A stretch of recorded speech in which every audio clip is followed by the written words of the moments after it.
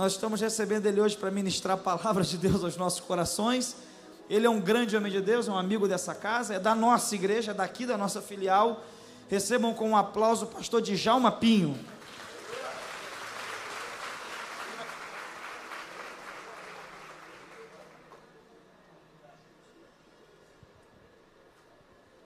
Paz de Cristo. Amém.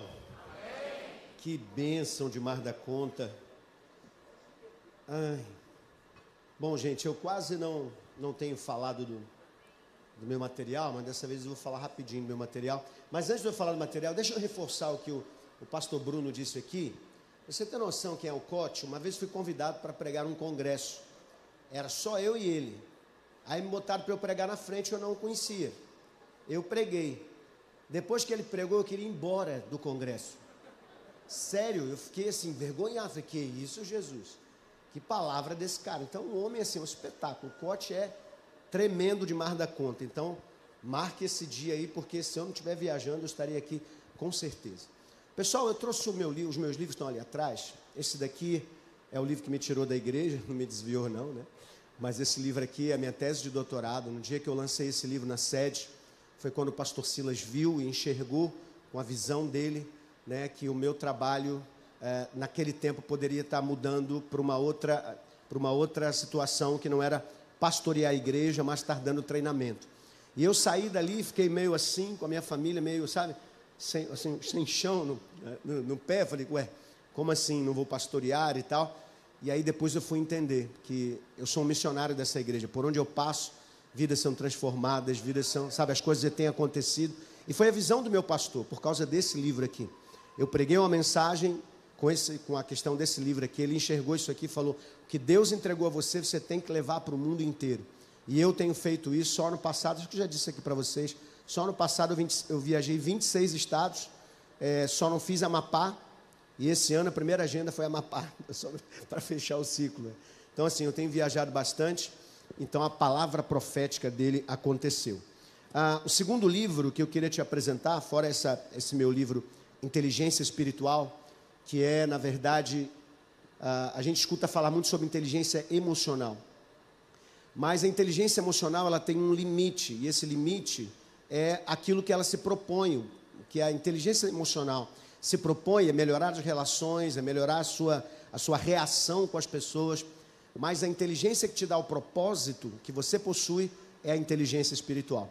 E é essa inteligência que tem que ser desenvolvida na sua vida para que a sua emoção, então, seja controlada. Depois que eu descobri isso cientificamente, eu escrevi esse livro e eu tenho falado não só em igrejas, mas também em faculdades e outros institutos sobre essa inteligência.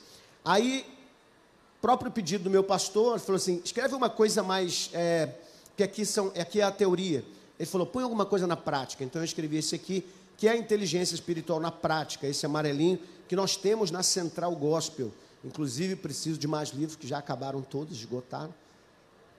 Já encomendando aqui na frente.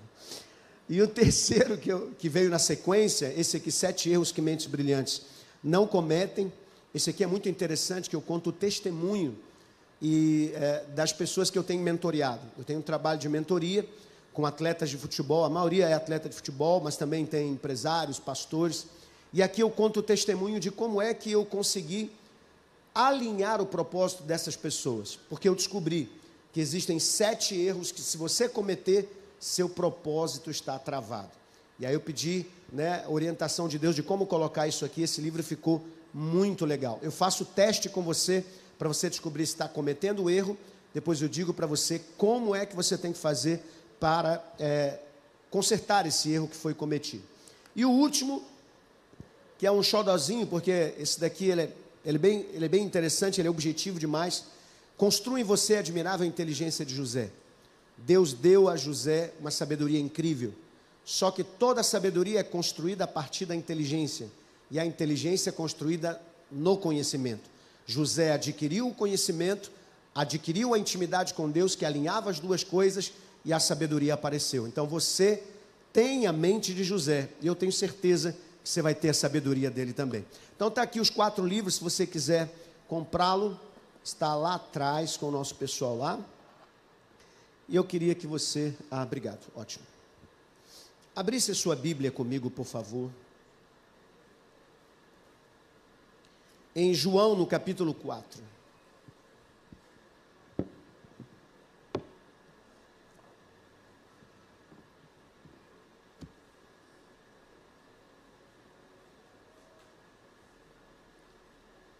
Eu confesso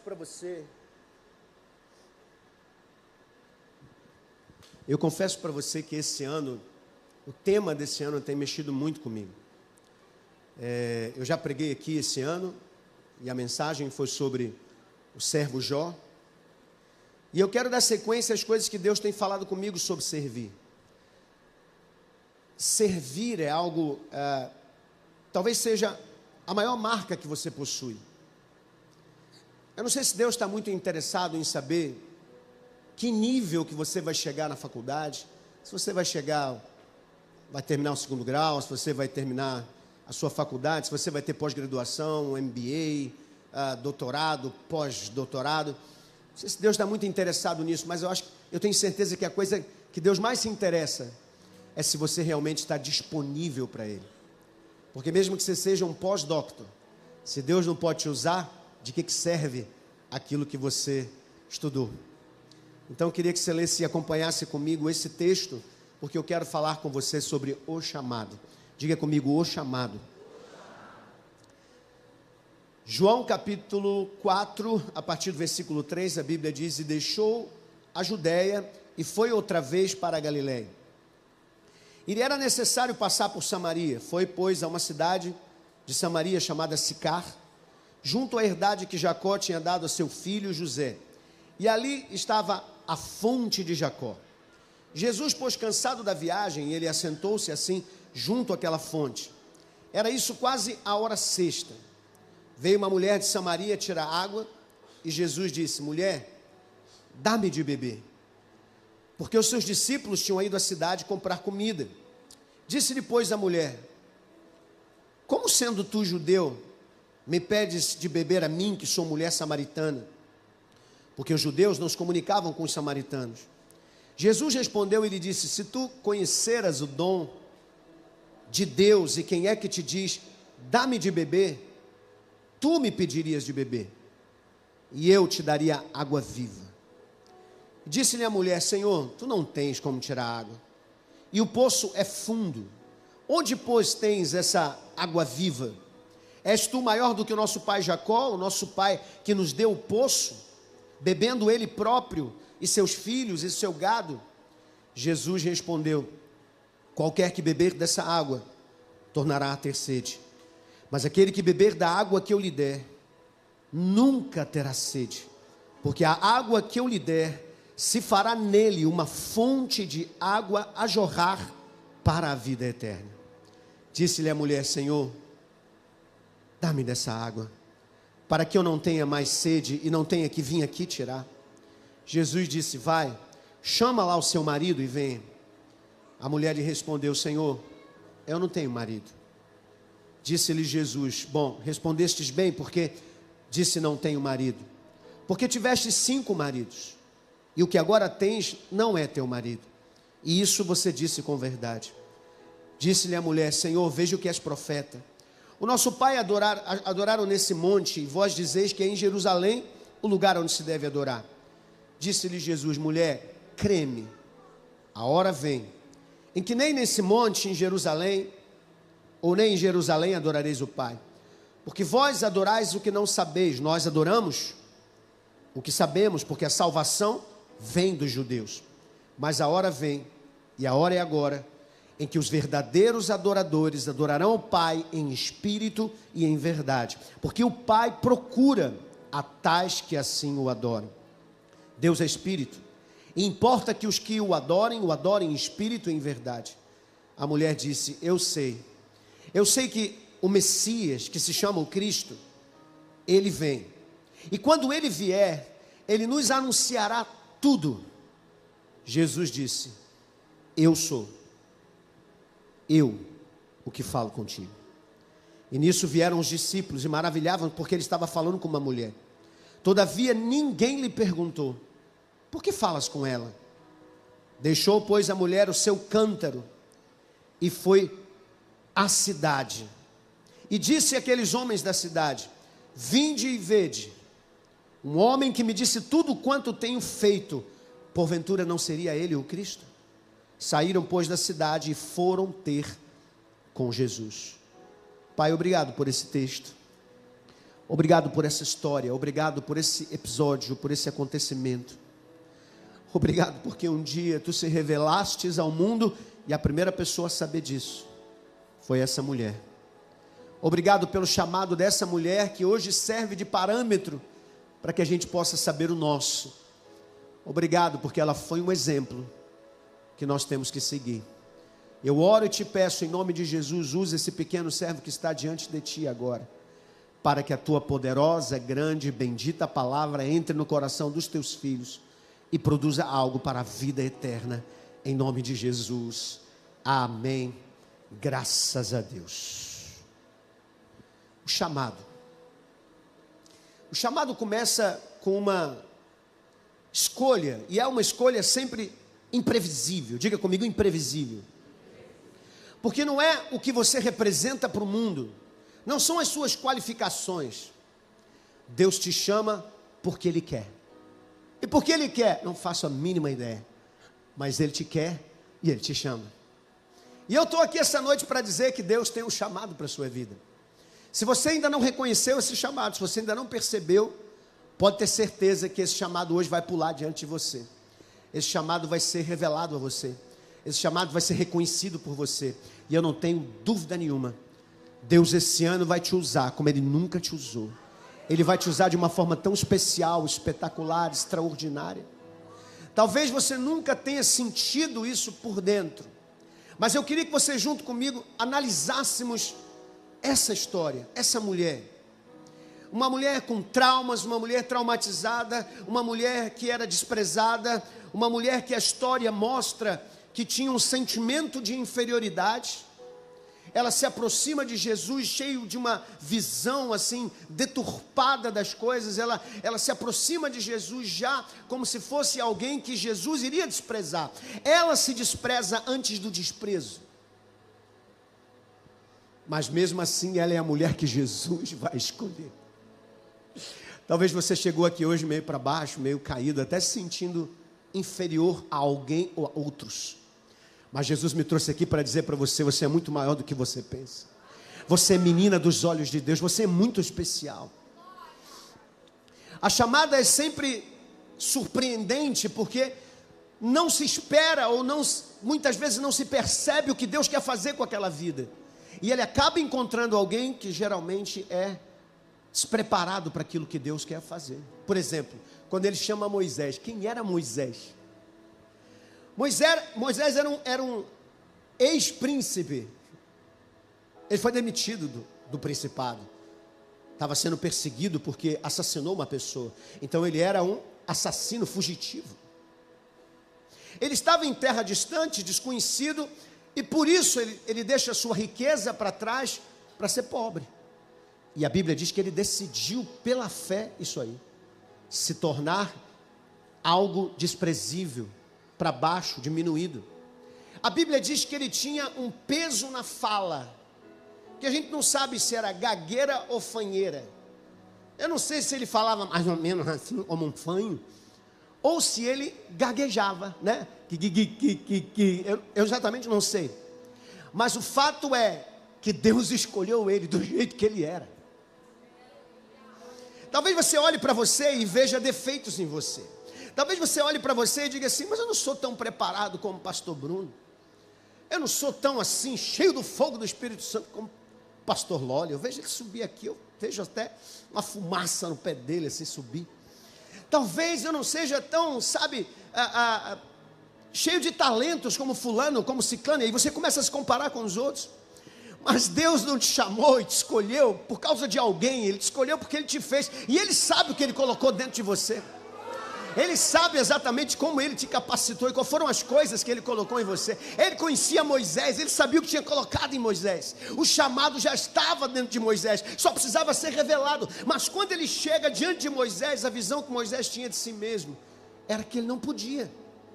Tanto que ele diz para Deus, Deus fala, eu quero que você vá a Faraó. Ele falou assim, mas não é melhor mandar Arão? É melhor mandar alguém que sabe falar, logo eu. Eu sou gago. Ou talvez ele tenha falado, que eu sou gago. E Deus disse para ele assim, mas fui eu que fiz o gago, e fui eu que fiz o que fala.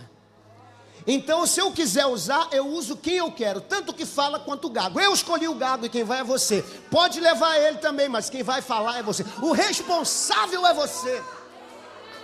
Você não precisa ser melhor do que ninguém, você só tem que estar disponível para Deus te usar. Você não precisa ser mais preparado que ninguém, você tem que estar útil na mão de Deus, porque muita gente preparada hoje está longe do Deus Altíssimo. Ele chamou Moisés, com a gagueira dele, com os traumas dele, fugitivo. E Pedro, ele chamou Pedro. Pedro com a personalidade embrutecida,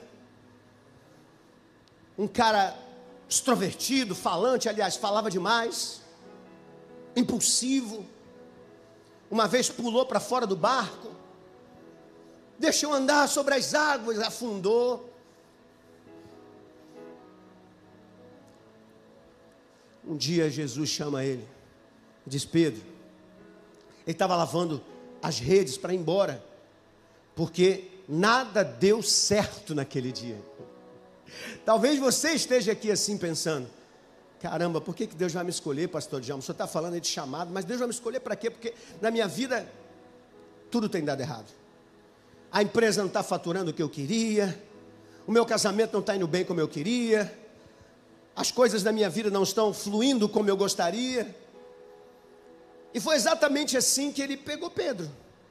Nada estava dando certo. E ele disse, Pedro, volta aqui e leva esse barco para o mar alto. Quem é pescador, quando escuta mar alto, e eu posso dizer isso porque eu fui neto de pescador, quando você pensa em mar alto, é outro tipo de peixe. Peixe do raso é peixe pequeno. Mar alto é peixe grande. Jesus estava dizendo, entra aqui, você não pegou peixe nenhum, mas eu vou te levar agora para buscar algo melhor do que você foi buscar durante esses dias. Vamos comigo lá para o mar alto. O traumatizado, o doido para ir embora, o complexado, o problemático, poderia muito bem dizer para ele, Senhor, eu tentei a noite inteira, mas não consegui. Não vamos não, perde seu tempo não. Ao invés disso, ele fez o que Jesus espera de você hoje. Pode estar tudo dando errado, mas se Deus disser para você, vamos, vá. Ele disse, vamos, entra aqui, vamos para o mar alto. Ele disse, eu vou, mas sob a tua palavra é que eu vou lançar a rede. Eu não jogo mais do meu jeito, o Senhor vai dizer para mim aonde jogar. E a mulher? O que aconteceu com a mulher? Ela era uma mulher desprezada. A segunda coisa que acontece no chamado é que todo chamado ele se inicia numa mudança de mentalidade. Ele não começa do jeito que você é, não. Algo tem que explodir na sua cabeça. Para você saber que Deus vai te usar na música, alguma coisa na música vai explodir na sua cabeça. Para Deus saber que Deus vai me usar no ministério de louvor, ou na dança, ou pregando, ou servindo aqui a igreja, não sei. Aonde Deus for te usar, algo tem que explodir na sua cabeça.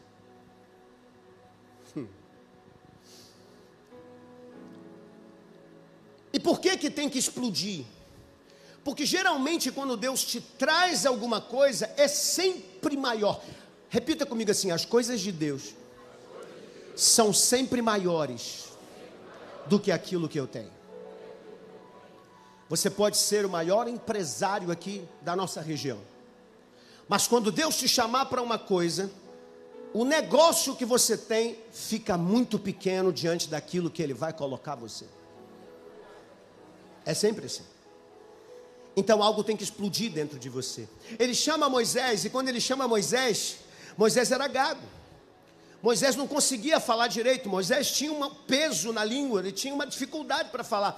A língua dele talvez prendesse, talvez ele fosse envergonhado, não sei exatamente que defeito era esse. Mas quando ele se apresenta para Deus, ele não está pronto. Aí Deus diz para ele assim: eu vou usar você, e você vai tirar o meu povo de lá. A partir de hoje, eu escolhi você como meu libertador. A cabeça dele... Puf. Como eu vou libertar um povo se eu mesmo sair fugido?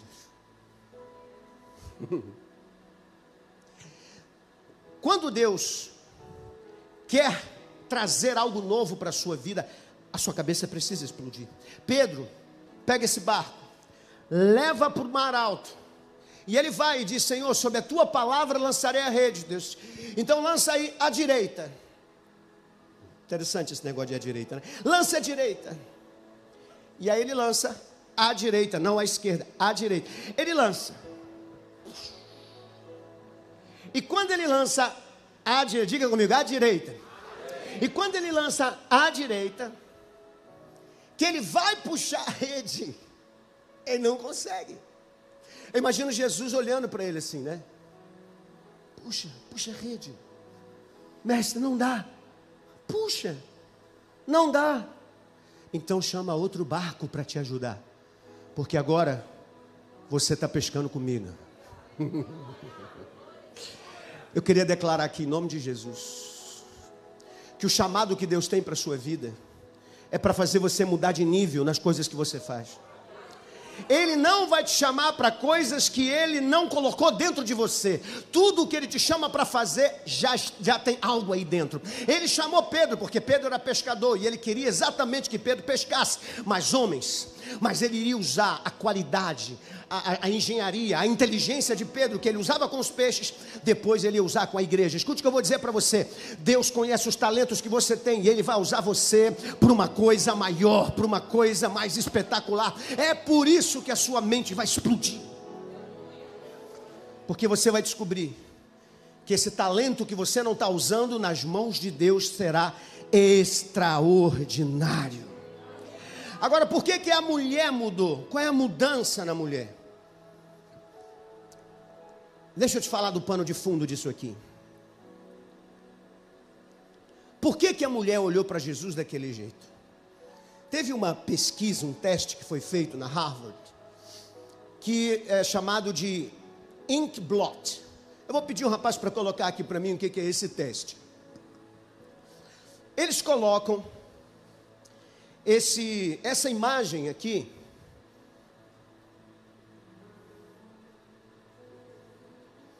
ali. Eles colocam essa imagem numa tela,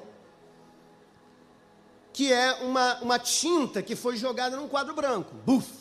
E a tinta provocou isso aí.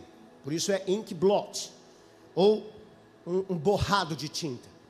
E aí eles pedem para as pessoas dizerem, anotarem num papel o que elas estão vendo, o que é exatamente aquilo ali. E elas começam a anotar, cada uma do seu jeito. Tem uma que vai ver uma borboleta, tem outra que vai ver o Batman, tem outra que vai ver, né, um cachorro, tem outra que vai ver, não sei, aí cada um vê o que quer. Mas o fato é que eles descobriram, depois das respostas, que as pessoas viam aquilo que na vida delas elas tinham passado.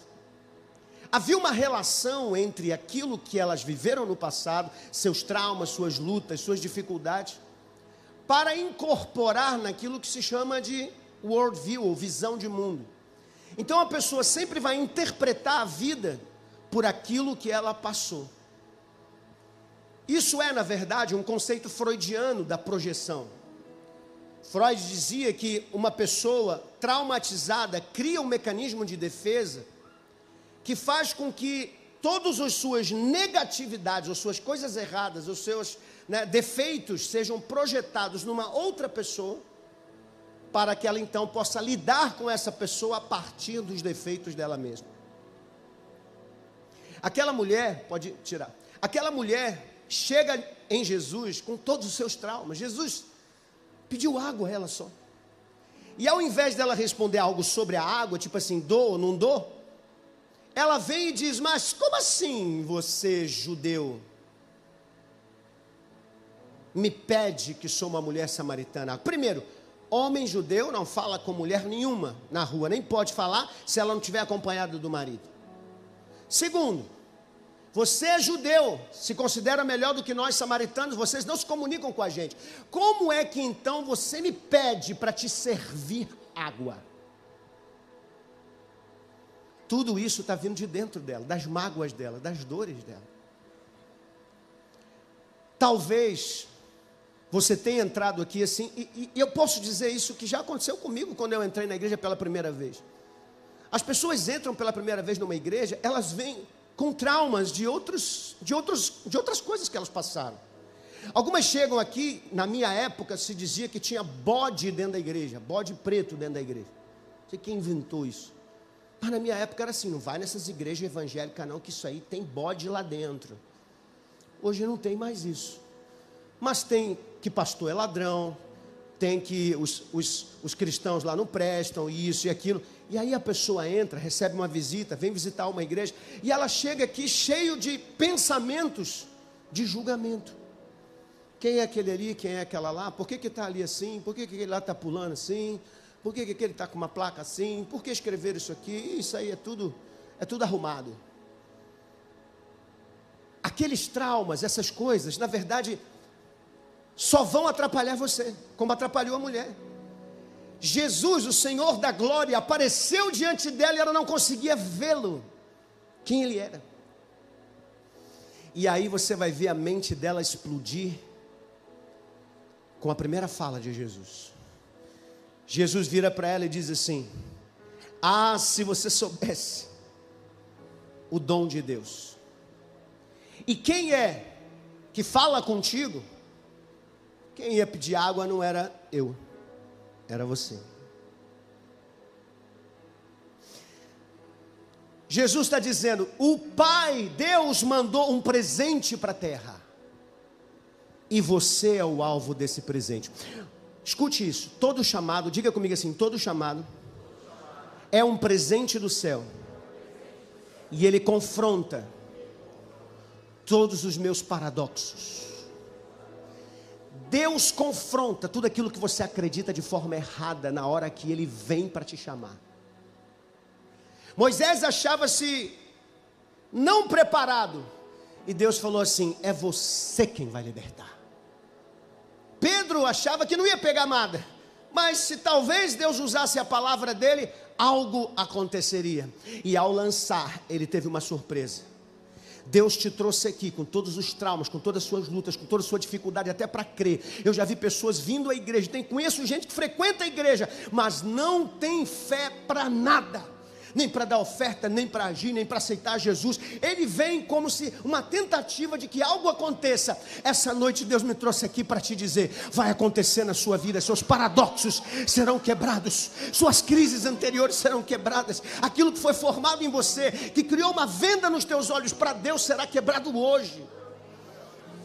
Aquela mulher olhou para Jesus, rejeitando ele. Jesus disse: eu sou o teu presente. Jesus é o teu presente, você que está aqui hoje. Jesus é o teu maior presente. Ele é o presente que veio do céu para você. Mas eu não preciso de presente. A gente precisa e acha que não precisa.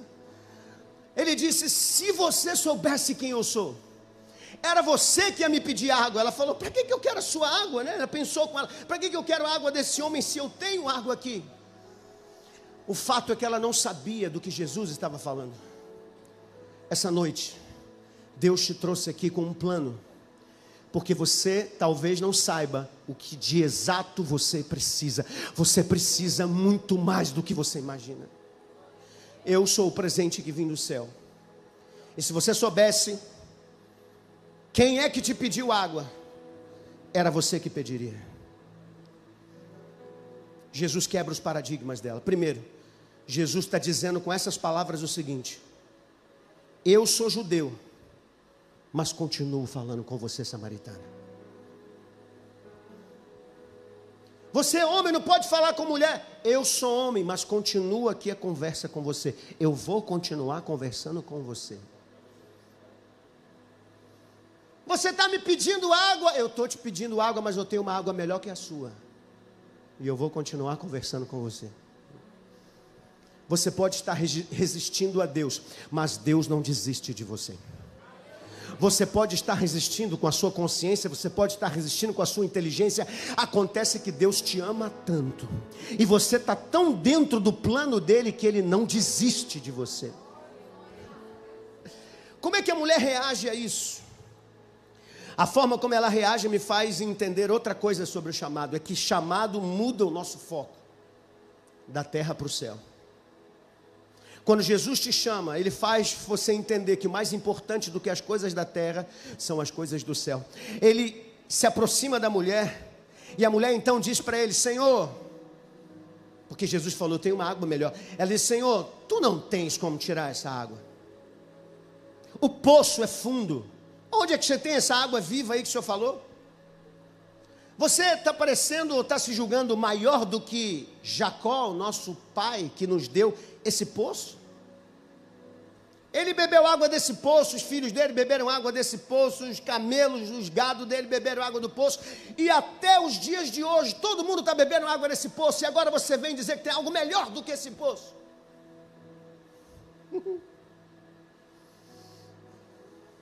Jesus disse: mulher, dessas gerações todas que passaram, todo mundo que bebeu dessa água voltou a ter sede. Mas aquele que beber da água que eu lhe der, esse nunca mais terá sede. Aquilo mexeu com a cabeça dela e falou assim: ele não está falando de algo normal, tem alguma coisa estranha aqui. Eu quero dessa água. Preste atenção, Jesus está oferecendo a ela algo que ela não tem. Porque o que ela foi buscar? Ela foi buscar uma água num poço que era presente do pai Jacó. O presente do pai Jacó era uma fonte, o poço, que ela foi buscar. Porém, ela encontra Jesus, que era o presente do Pai Celestial para a humanidade. Ela foi buscar algo terreno e Deus estava oferecendo algo do céu. Talvez você entrou aqui buscando algo terreno, uma promoção, resolver um problema financeiro, resolver um problema no seu casamento, mas Deus tem algo maior para você do que isso que você veio buscar, porque isso que você veio buscar amanhã pode voltar de novo, mesmo que se resolva hoje. Mas quando Deus te der aquilo que você acha que não precisa, mas precisa, nunca mais vai faltar para você aquilo que você vai receber.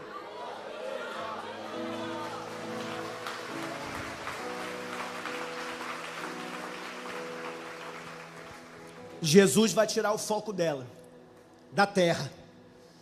Ela está preocupada com a tal da água que ela veio buscar, para encher o cântaro dela. E agora Jesus está falando: não é nada a ver com essa água, porque essa água volta a ter sede, eu tenho outra, e essa outra é do céu.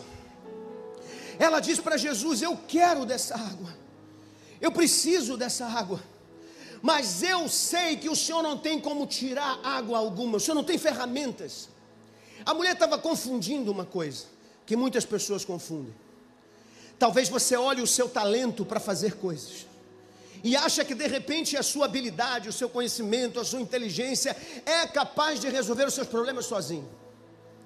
Ela estava fiada nisso, ela estava confiante nisso, porque ela tinha a habilidade, o talento para resolver o problema até de Jesus, segundo o que ela achava.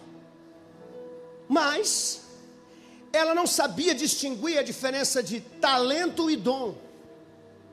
Porque talento é aquilo que temos na terra e que para melhorar precisa ser desenvolvido. E se quiser ser santificado por Deus, tem que ser apresentado em santidade. Talento não nasce santo. Talento se torna santo quando consagrado. Aquele poço foi consagrado por Deus a Jacó, mas Jacó teve que construir ele da própria mão. Agora Jesus era uma fonte que ninguém fez a não ser o Pai. Ele era o dom que desceu do céu, e dom já é carregado da unção. Diga comigo: dom já é carregado da unção. E é por isso que dom é diferente. Ele já é carregado da unção, e a Bíblia diz que a unção quebra o jugo. É por isso que o dom, quando se manifesta, ele acaba com tudo aquilo que tem que ser destruído. Então a mulher não precisava do talento, ela precisava do dom. Ela não precisava das suas ferramentas, ela precisava daquilo que Jesus tinha para ela. Porque quando Jesus entregasse aquilo que ele veio trazer, todas as crises delas seriam aniquiladas, todas as dúvidas delas seriam acabadas, todas as incertezas delas seriam aviltadas, diminuídas. E em nome do Senhor Jesus, é isso que vai acontecer com você. É isso que vai acabar acontecendo com você, quando você receber o dom de Deus, porque ele já vem descendo do céu com a unção que você precisa. A chamada de Deus nunca aponta para onde você está indo, ela mostra a direção. Quando Deus chama Moisés, Deus disse: liberte o meu povo, essa é a direção. Mas Deus não revelou a ele que daria os 10 mandamentos para ele. Deus não revelou a ele que ele seria o maior líder que já existiu e que ia atravessar com experiências incríveis com ele pelos lugares. Ele não ficou sabendo de nada disso. Deus te chamou hoje aqui. Deus está falando com você aqui. Deus está quebrando o seu passado hoje para te dar um futuro novo. Isso é um chamado. Mesmo com suas crises, mesmo com suas lutas, mesmo com as suas dificuldades, mesmo com todas as suas incertezas, Deus está chamando como você é, porque aquilo que Ele vai te entregar vai destruir o passado para construir uma coisa nova. E Ele não vai dizer para você onde você vai chegar, mas eu posso garantir a você, como aconteceu com Moisés, como aconteceu com Pedro, como aconteceu com aquela mulher. Aquela mulher não sabia, mas ela seria a primeira missionária da Bíblia. Ei, escute, Deus te trouxe aqui para dizer para você, uma nova história linda vai ser escrita a partir da sua vida hoje. E escute, eu não tenho noção de onde você vai chegar, mas eu tenho noção de que a sua história será linda e maravilhosa como a dessa mulher.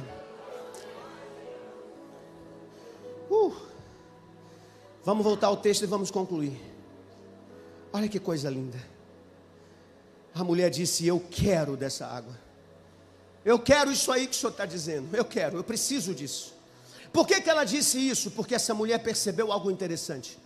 Jesus disse: eu sou o presente que veio do céu. Quem é o presente que veio do céu? A Bíblia diz que é o Messias. Ele diz: eu sou o presente que vai colocar em você a vida eterna, o jorrar para a vida eterna. Eu vou alinhar você com o destino eterno de Deus. A mulher entendeu direitinho que aquilo ali era algo que se movia para aquilo que a Bíblia estava dizendo, o Messias. Aí ela diz: eu quero disso aí, eu quero desse negócio. Jesus fala para ela: então vai lá, chama o teu marido. Aí ela diz: Senhor, meu marido, eu não tenho marido. Jesus disse a vida dela inteira: não, você não tem marido porque já casou com 5 e tal. E ela disse: vejo que você é profeta, vejo que você sabe tudo. E aí ela liga: presente de Deus, Messias, fonte que jorra dentro de mim, a palavra do Messias. E agora ele está dizendo: tudo o que vem a mim, o Messias, foi apresentado como um profeta que viria. Então ela falou assim: agora eu já sei do que você está falando. Você está falando do Messias. Aí ela diz: quando esse Messias vier, eu quero recebê-lo. Quando esse Messias vier, eu quero ouvi-lo. Quando esse Messias vier, eu quero receber as palavras dele, eu quero colocar dentro de mim. Eu digo, sempre que eu ministro nesse texto, eu digo isso aqui: se Deus criasse uma máquina do tempo e dissesse para mim assim: Djalma, escolhe um momento da história e eu te boto nessa máquina e vou deixar você ir lá assistir, eu não escolheria a abertura do mar, apesar de imaginar que tenha sido algo muito interessante. Tem tanta coisa, talvez o Calvário, talvez, mas um dos momentos que certamente me chamaria muito a atenção foi esse. A primeira vez que Jesus diz na terra que Ele é o Messias. Ele não tinha dito isso ainda para os seus discípulos, mas nesse dia a mulher chamou tanto a atenção dele, a mulher atraiu tanto o seu olhar, a mulher atraiu tanto o seu coração, que quando ela disse: eu sei que o Senhor está falando do Messias, eu sei que quando Ele vier, eu quero esse Messias. O calor dela, o interesse dela foi tão grande, que Jesus olhou dentro dos olhos dela e disse: mulher, esse Messias que você sabe que virá, já chegou, sou eu.